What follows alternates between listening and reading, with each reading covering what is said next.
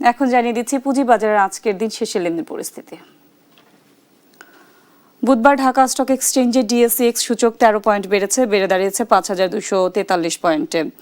এছাড়া ডিএসইতে লেনদেন হওয়া প্রতিষ্ঠানগুলোর মধ্যে আজ দর বেড়েছে 152টির, কমেছে 186টির, অপরিবর্তিত রয়েছে 55টির দর। লেনদেন হয়েছে 856 কোটি 9 লাখ টাকা। লেনদেন গত কার্যদিবসের তুলনায় 245 কোটি 43 লাখ টাকা কমেছে। এছাড়া ডিএসইতে লেনদেন হওয়া প্রতিষ্ঠানগুলোর মধ্যে টপ গেইনারের তালিকায় প্রথম অবস্থানে ছিল Rangpur dairy and food products limited, দ্বিতীয় অবস্থানে ইসলামিক কমার্শিয়াল ইন্স্যুরেন্স, তৃতীয় অবস্থানে VFS trade dyeing limited. Top লুজারের তালিকায় আজ প্রথম অবস্থানে ছিল ফরেস্ট ফাইন্যান্স অ্যান্ড ইনভেস্টমেন্ট, দ্বিতীয় অবস্থানে এফএএস ফাইন্যান্স অ্যান্ড ইনভেস্টমেন্ট, তৃতীয় অবস্থানে ছিল people's leasing and finance services.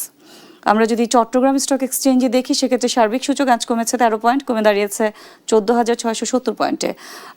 এছাড়া চট্টগ্রাম স্টক এক্সচেঞ্জে লেনদেন হওয়া প্রতিষ্ঠানগুলোর মধ্যে আজ দর বেড়েছে 65টির, কমেছে 105টির, অপরিবর্তিত রয়েছে 27টির দর। লেনদেন হয়েছে 34 কোটি 63 লাখ টাকা।